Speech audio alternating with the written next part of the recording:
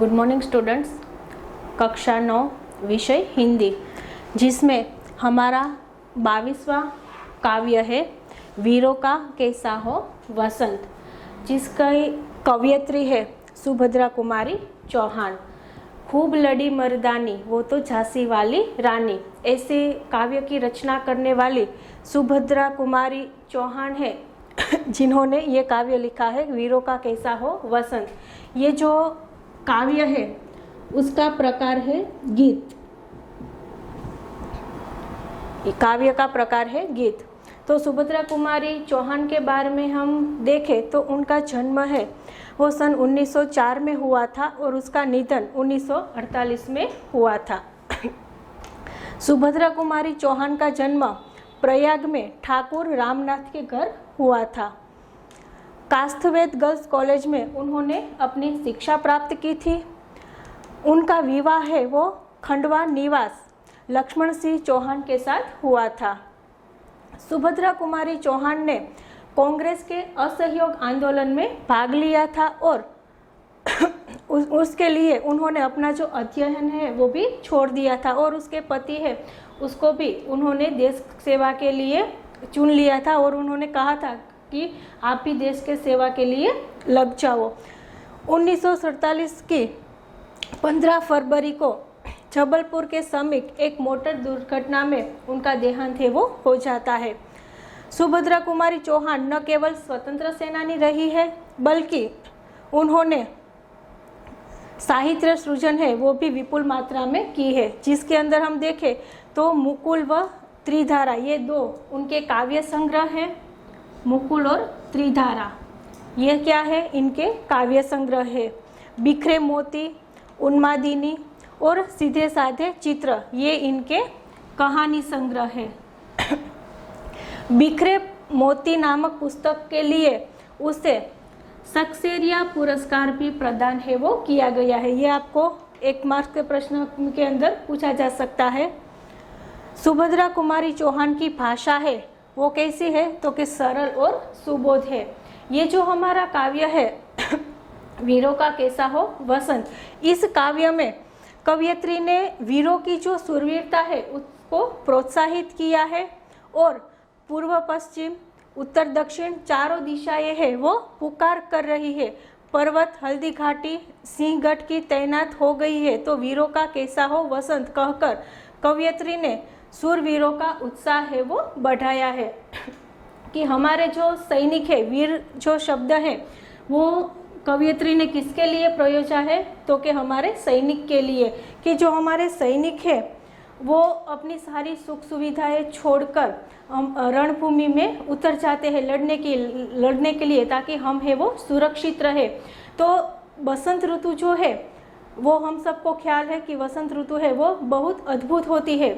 चारों तरफ हरियाली देखने को मिलती है, सब लोग नाच गान करते हैं और चारों ओर खुशियां है वो मनाई जाती है। लेकिन जो हमारे वीर है, जो हमारे सैनिक है, उसके लिए वसंत ऋतु है वो कैसी होनी चाहिए तो इसके बारे में कवयित्री सुभद्रा कुमारी है उन्होंने हमें दिखाया है। तो काव्य में हम देखें वीरों का कैसा हो वसंत।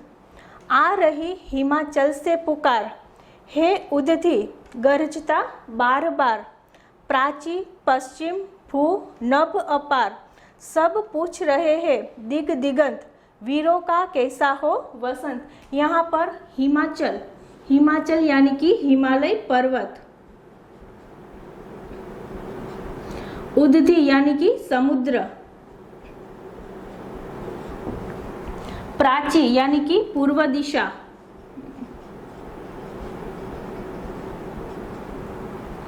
भू यानी कि धरती, दिग दिगंत यानी कि चारों दिशाएं। तो ये जो हमारे प्राकृतिक तत्व है, ये सब प्राकृतिक तत्व है वो पुकार रहे हैं कि वीरों का वसंत है वो कैसा होगा। तो उसमें हम देखें कि आ रही हिमाचल से पुकार, कि हिमालय जो पर्वत है वहां से पुकार है वो आ रही है। तो हिमालय जो पर्वत है वहां से पुकार आ रही है और जो हमारा समुद्र है, उदधि यानी कि समुद्र, जो हमारा समुद्र है वो भी गरज कर बार बार ये पूछ रहा है कि वीरों का वसंत है वो कैसा होगा। प्राची यानी कि पूर्व दिशा, प्राची और पश्चिम दोनों दिशाओं, और भू यानी कि धरती और नभ यानी कि आकाश, कि जो हमारी पूर्व और पश्चिम दिशाएं हैं, जो हमारी धरती है, जो आकाश है, वो सब भी पुकार रहे हैं और चारों दिशाओं से सब लोग पूछ रहे हैं। ये जो हमारे प्राकृतिक तत्व है, वो प्राकृतिक तत्व हमसे बार बार पूछ रहे हैं कि वीरों का वसंत है वो कैसा होगा। आगे देखें, फूली सरसों ने दिया रंग, मधु लेकर आ पहुंचा अनंग, बधु वसुधा पुलकित अंग अंग, है वीर वेश में किंतु कंत, वीरों का कैसा हो वसंत।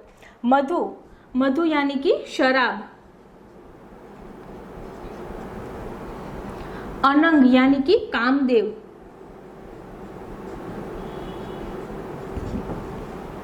वधु यानी कि विवाह के लिए तैयार स्त्री,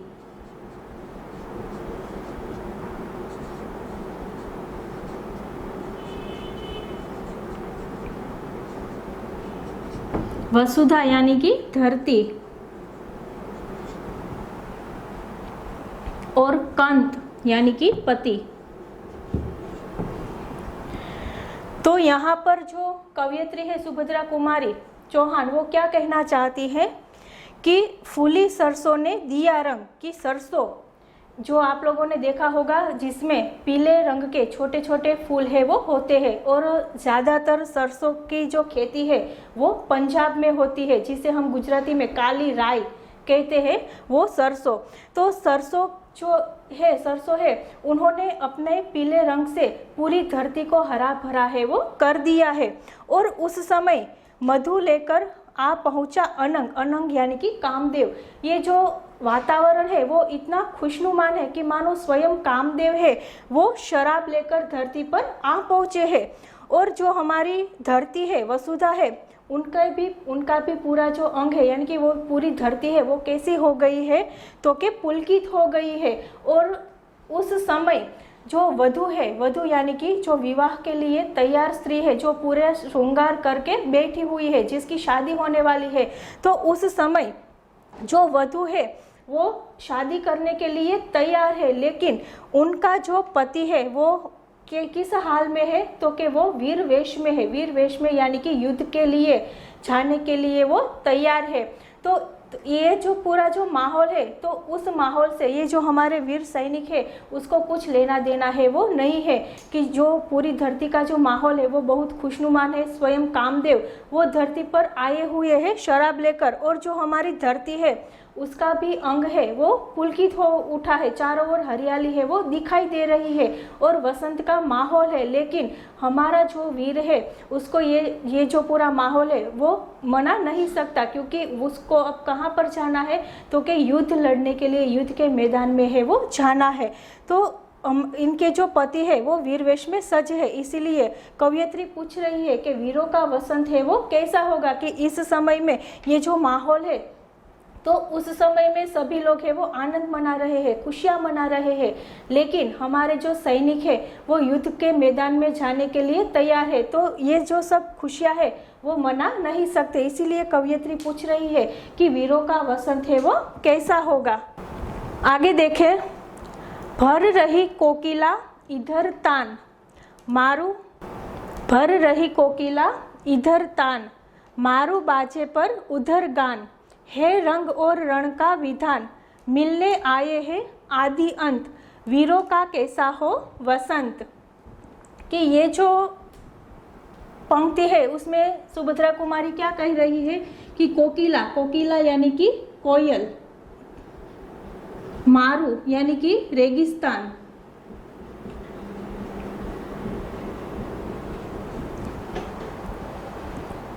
आदि यानी कि जीवन,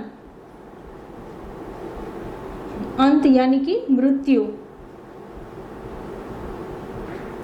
रण यानी कि मैदान। तो ये जो पंक्ति है उसमें कवयित्री हमें ये कहना चाहती है कि जो कोयल है उसकी आवाज़ है वो कैसी होती है, तो कि उसकी आवाज़ बहुत मीठी होती है और कोयल की आवाज़ सुनना हम सबको बहुत पसंद है। तो कोयल है वो गा रही है, तो जो हमारे वीर है उसको कोयल की आवाज़ से ज़्यादा क्या सुनना पसंद है, तो कि रेगिस्तान में जो युद्ध के लिए आवाज़ आ रही है, ढोल नगारे हैं वो बाज रहे, उसकी आवाज़ है वो वीरों को ज़्यादा है वो पसंद है। कोयल की आवाज़ उसे इतनी पसंद नहीं आती जितनी पसंद उसको रेगिस्तान में जो ढोल नगारे की आवाज़ है वो पसंद आती है। तो यहाँ पे कवयित्री कह रही है कि कोकिला है वो उधर तान यानी कि उधर गा रही है और दूसरी ओर रेगिस्तान में रण के मैदान में बाजे की आवाज़ है वो आ रही है। मिलने आए हैं आदि अंत की सैनिक है, हमारे जो सैनिक है उसे जीवन और मृत्यु मानो दोनों साथ मिलने के लिए आए हैं। यदि हमारे जो वीर है वो युद्ध के मैदान में जा रहे हैं, यदि जो उसकी विजय होगी तो उसको क्या मिलेगा, तो उसको जीवन मिलेगा, और यदि उसकी पराजय होगी तो उसको क्या हासिल होगा, तो उसको मृत्यु हासिल होगा। तो मानो जीवन और मृत्यु दोनों हमारे वीरों को साथ मिलने के लिए आ रहे हैं। इसलिए कवयित्री पूछ रही है कि वीरों का वसंत है वो आखिर कैसा होगा। कह दे अतीत अब मौन त्याग, लंके तुझ में क्यों लगी आग, एक कुरुक्षेत्र अब जाग जाग, बदला अपना अनुभव अनंत, वीरों का कैसा हो वतन। कि यहाँ पर कवयित्री है वो हमारे अतीत से पूछ रही है कि हम देखें तो त्रेता युग है, द्वापर युग है, सब युग में युद्ध है वो होते हैं और सभी युद्ध का अंजाम है वो कैसा होता है, तो कि युद्ध का अंजाम है वो हमेशा बुरा होता है, विनाशकारी होता है। तो इसी तरह जब लंके यानी कि लंका, जब राम और रावण के बीच युद्ध हुआ था तो लंका है वो सोने की थी, फिर भी वो जल गई। और जब राम और रावण के बीच युद्ध हुआ था तब भी बहुत विनाश है वो हुआ था। इसी तरह कुरुक्षेत्र है वो एक युद्ध का मैदान है जहाँ पर कौरवों और पांडवों के बीच युद्ध है वो हुआ था। और हम सबको ये पता है कि ये जो युद्ध था वो किस के आधार पर था, तो कि धर्म और अधर्म के बीच था। तो इसी तरह हमारे अतीत में जो युद्ध हुआ है उसका जो है असर क्या हुआ है, तो कि हमेशा युद्ध है वो विघ्नकारी है, हमेशा युद्ध से विनाश होता है, पैसों की बर्बादी होती है और साथ ही साथ कई लोगों की जान हानि है वो होती है, कई बच्चे हैं वो अनाथ हो जाते हैं, कई पत्नियां विधवा हो जाती है, कई बूढ़े माँ बाप है उनके जो एकलौते संतान होते हैं तो वो निराश्रित हो जाते हैं। तो इसी तरह से कोई भी जगह किसी भी युग में युद्ध होता है तो उसका जो असर है वो हमारे जीवन पर ही होता है। तो इसीलिए कवयित्री है वो कहती है अपने अतीत से कि तू अपना मौन है वो त्याग दे, यानी कि तू अपनी चुप्पी है वो तोड़ दे और सभी लोगों को बता दे कि युद्ध है वो कैसा है, तो कि विनाशकारी है। और उसके लिए हमें दो एग्जाम्पल दिए हैं लंका और कुरुक्षेत्र में, कि जब लंका में राम और रावण का युद्ध हुआ था तो उसका परिणाम भी बहुत बुरा हुआ था, और कुरुक्षेत्र में जब पांडवों और कौरवों का युद्ध हुआ था तो उसका परिणाम भी बहुत बुरा हुआ था। तो बतला अपना अनुभव वतन, कि तू अपना जो अनुभव है वो तुम सबको बता दे और वीरों को बोल कि आपका तुम्हारा जो वसंत है वो कैसा होगा, कि युद्ध से हमेशा जान हानि वे है वो होती है, तो ये जो युद्ध है वो करना वो बंद कर दे। आगे देखें, हल्दी घाटी के शिलाखंड, ए दुर्ग सिंहगढ़ के प्रचंड, राणा ताना का कर घमंड, दो जगह आज स्मृतियाँ ज्वलंत, वीरों का कैसा हो वसंत। दुर्ग यानी कि किला,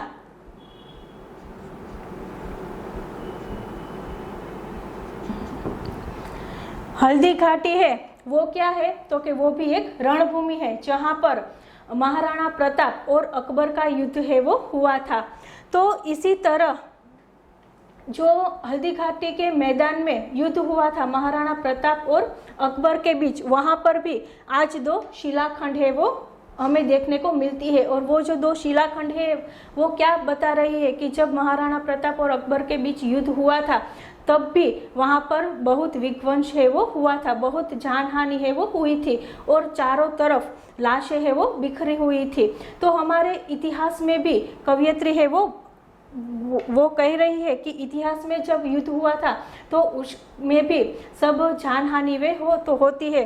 तो यहाँ पे भी 2 एग्जाम्पल दिए हैं, हल्दी घाटी के मैदान का युद्ध और दुर्ग सिंहगढ़ का जो किला है उसमें भी जब युद्ध हुआ था, सिंहगढ़ के जो किले हैं वहाँ पर पहले किसका शासन था, तो कि शिवाजी का शासन था। और एक बार शिवाजी है वो किला हार जाते हैं और फिर जीजाबाई ने उनसे कहा था कि जब आप ये किला वापस लोगे तभी मैं आपको सच्चा वीर है वो मानूंगी। तो उस समय शिवाजी है वो राणा तानाजी है उनकी सहाय है वो मांगते हैं और राणा तानाजी उस समय उनके घर में विवाह का प्रसंग था, तो वो विवाह का प्रसंग छोड़कर वो शिवाजी है उनके पास आते हैं और युद्ध में उसकी सहायता है वो करते हैं।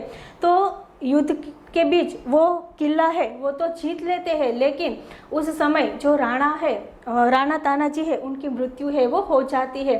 तो इस तरह से हमेशा जब भी युद्ध हुआ है तो उसका असर है वो बहुत बुरा है वो हुआ है। तो इसीलिए ये 2 इतिहास है उसका उदाहरण देकर कवयित्री है वो कहती है कि जब हल्दी घाटी के जो 2 शिलाखंड है उसे हम देखें तो भी हमें याद आता है, या फिर सिंहगढ़ का जो किला है उसके बारे में हम देखें, उसके बारे में हम जाने तो भी हमें ये याद आता है कि उसका जो असर है वो कैसा होगा। तो 2 जगह आज स्मृतियाँ ज्वलन की ये जो दोनों जगह है वहाँ पर स्मृतियाँ है वो कैसी है, तो कि ज्वलंत है, आज भी हमें वो याद है वो आ रही है। इसलिए कवयित्री पूछ रही है कि वीरों का वसंत है वो कैसा होगा। भूषण अथवा कवि चंद नहीं, बिजली भर दे वह छंद नहीं, है कमल बंदी स्वच्छंद नहीं, फिर हमें बतावे कौन हंत, वीरों का कैसा हो वसंत। हंत यानी कि दुर्भाग्य।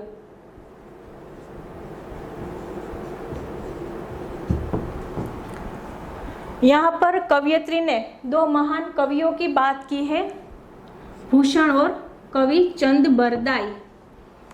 कवि चंद बरदाई है वो हिंदी के प्रथम कवि है जिन्होंने पृथ्वीराज रासो की रचना है वो की थे। और जो भूषण है वो रीतिकाल के कवि है। जो रीतिकाल के 3 कवि है उनमें से एक कवि भूषण है। उस समय रीतिकाल में सामान्यतः सब कवि है वो श्रृंगार रस में लिख रहे थे, लेकिन कवि भूषण है उन्होंने अपनी कलम किस पर चलाई थी, तो कि वीर रस के काव्य में उन्होंने अपनी कलम है वो चलाई थी और अपना नाम है वो कमाया था। तो ये दोनों महान कवि है, उनके बारे में कवयित्री हमें बता रही है कि आज के ज़माने में हमें भूषण और कवि चंद बरदाई जैसे कवि है वो नहीं मिल रहे हैं। बिजली भर दे वह छंद नहीं, कि कलम है उसमें इतनी ताकत है कि सभी जब हम कोई काव्य है या फिर कोई पुस्तकें पढ़ रहे होते हैं तो उसमें इस तरह के जब कभी वाक्य आते हैं तो हमारे अंदर एक उत्साह बढ़ जाता है। तो कवि भूषण और कवि चंद बरदाई है उन्होंने भी ऐसे ही काव्य की रचना है वो की थी कि जो पढ़कर या फिर सुनकर जो लोग हैं उनमें वीर रस है वो उत्पन्न हो जाता था। लेकिन आज हमें ऐसे कवि देखने को नहीं मिलते हैं और ऐसे छंद भी नहीं है जिसे पढ़कर लोगों के अंदर वीर रस है वो जाग उठते हैं। इसलिए उन्होंने कहा है कि भूषण और कवि चंद आज के ज़माने में हमें देखने को नहीं मिलते और लोगों के अंदर बिजली भर दे ऐसे छंद की रचना भी नहीं हो रही है कलम बंदी स्वच्छंद नहीं, कि हमारी जो कलम है वो भी आज लिखने के लिए स्वतंत्र है वो नहीं है, उस पर भी पाबंदी है कि कई लोग हैं वो कोई किसी के भी बारे में कुछ भी लिखे वो कुछ नहीं लिख सकता है। तो हमारी जो कलम है वो भी स्वच्छंद नहीं है। फिर हमें बतावे कौन, कि ये जो हमारा दुर्भाग्य है कि हमें आज बताएगा कौन कि वीरों का वसंत है वो कैसा होगा। तो इस तरह से इस काव्य में जो कवयित्री है उन्होंने हमारे जो सैनिक है उसका उत्साह बढ़ाने के लिए ये काव्य की रचना है वो की है। Thank you. अब आपको होमवर्क में ये जो स्वाध्याय है उसके प्रश्न पहला, दूसरा और तीसरा ये तीनों प्रश्न आपको लिखने हैं।